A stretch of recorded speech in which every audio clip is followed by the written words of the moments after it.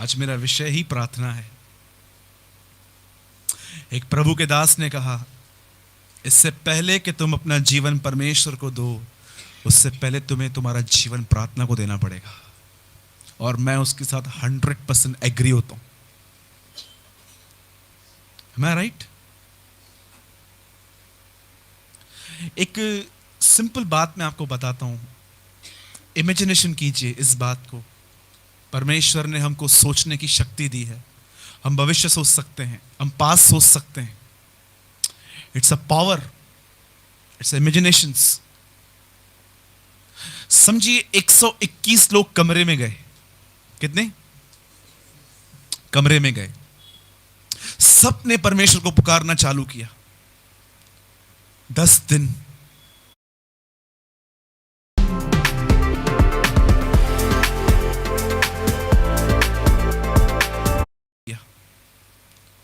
10 दिन उनमें से एक उठा और उसने कहा, मैं घर जा रहा हूं।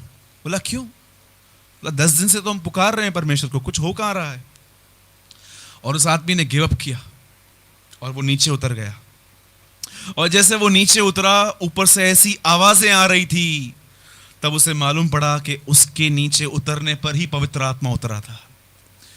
डू यू नो उस आदमी ने क्या मिस किया? कई बार आपको पता है जब आप प्रार्थना नहीं करते आप क्या मिस करते हैं। कई बार आपको पता भी नहीं है कि जो लोग प्रार्थना नहीं करते हैं वो कितने कितने अनब्लेस्ड हैं। मैं सोचता हूं 120 लोगों ने क्या पाया।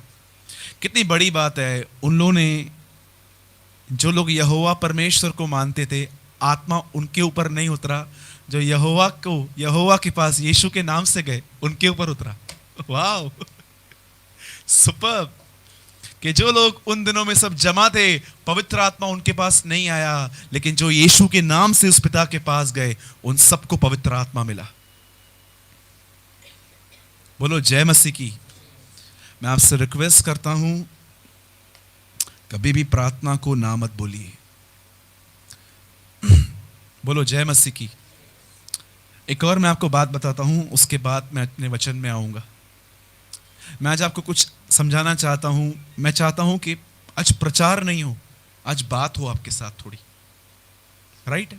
सुनिए, आपको पता है 4000 साल तक परमेश्वर ने अपना संबंध एक ही जाति से रखा, इज़राइल।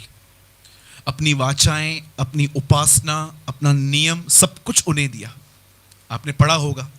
4000 साल तक जब परमेश्वर ने देखा कि इस दाखलता में से कोई फल नहीं मिल रहा, तब परमेश्वर अन्य जातियों की ओर मुड़ा।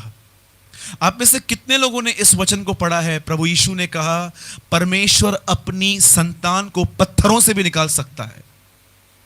आपको क्या लगता है कि यीशु मसीह यह बोलने की कोशिश कर रहा था कि दीवार से बच्चे निकलेंगे? स्टार्टिंग से ही हमें एक पत्थर कहा गया है। तो परमेश्वर उनको समझा रहा था, अगर तुम मेरी बातों को नहीं मानोगे तो ये पत्थर, अन्य जातियां मेरी संतान कहलाई जाएंगी। एक जगह पे यीशु ने कहा, अगर तुम मेरी आराधना नहीं करोगे तो पत्थर चिल्लाएंगे। और आज देखिए, पत्थर चिल्ला रहे हैं। आज पत्थर चिल्ला रहे हैं। हम कौन थे? We are stones. पतरस कहता है, तुम उसके जीवित पत्थर हो।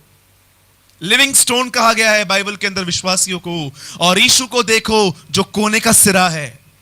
ही इज वो जो मेन फाउंडेशन का पत्थर है यीशु, लेकिन बाकी कौन है? स्टोन्स। पत्थरों में जान डाली है परमेश्वर ने, कोई छोटा काम नहीं किया है। एक सवाल पूछ के मैं अपने वर्ड में आऊंगा।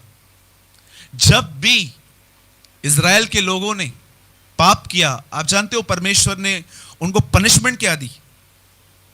सिंपल परमेश्वर ने काम किया, जानते हैं? अपना हाथ उनकी तरफ से हटा दिया और अन्य जातियों ने उन पर चढ़ाइयां की। और जब अन्य जातियां उन पर चढ़ाई करते थे, उनकी दाखरस, उनकी दाख मधु, उनका खाना, सब कुछ लूट के उन्हें कंगाल करके भाग जाते थे। इसीलिए जब आप बाइबल पढ़ेंगे तो गिदोन क्या कर रहा था? फर्स्ट टाइम जब स्वर्गदूत उससे मिला, वो अपना खाना छुपा रहा था। ऐसी दंड प्रभु उनको देता था। और आप जानते हो होता क्या था? BC, it's called before Christ. एक समय आया जब एक राजा को परमेश्वर ने अलाउ किया इजराइल के ऊपर चढ़ाई करने से पहले, जानते उसने क्या किया? सबसे पहले बाइबल कहती है उसने प्रभु के मंदिर को नाश किया। यही एक इतिहास रहा है बाइबल के अनुसार कि जब भी दुश्मन ने चढ़ाई की, इजराइल को उसने बाद में मारा, पर पहले फाइट की गई मंदिर से, मंदिर तोड़ा गया। जानते हैं क्यों? अन्य जातियां भी जानती थी अगर ये लोग मंदिर में घुसे और इन्होंने वहां से परमेश्वर को पुकारा, परमेश्वर इनकी मदद करेगा। मुझे बता सकते हैं यहोशापात को जब मालूम पड़ा कि एक 3 राज्य के लोग मुझ पे चढ़ाई करने के लिए आ रहे हैं, तो उसने क्या किया? लिखा है वो प्रभु के मंदिर में गया और वहां पर खड़े होकर परमेश्वर को पुकारा। मैं आपसे कहता हूं, बहुत लोगों का प्रार्थना जीरो हो चुका है। जीरो। जीरो समझते हैं? जीरो क्या होता है? मैं आपको ऐसे भी लोग दिखाऊं जो 1 घंटा प्रार्थना करते हैं, पर प्रभु की नजर में उनकी प्रार्थना जीरो है। हो सकता है आपको थोड़ा इस बात से ईगो हो। जब मैं प्रचार कर रहा हूं तो आपको लगता होगा नहीं नहीं ब्रदर, एक्चुअली मेरे लिए नहीं है, सिस्टर शायद आपसे बात कर रहे हैं। जी नहीं, अगर आप ऐसी सोच के हैं तो मैं आपसे ही बात कर रहा हूं। लिसन,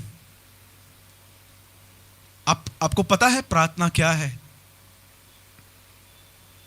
मैं समझता हूं प्रार्थना सिर्फ एक कमरे में जाके एक बहनों को दुपट्टा पहनना और भाइयों को घुटनों पे बैठने का एक क्रिया नहीं है। प्रार्थना अपने आप को प्रभु के सामने उंडेलना है।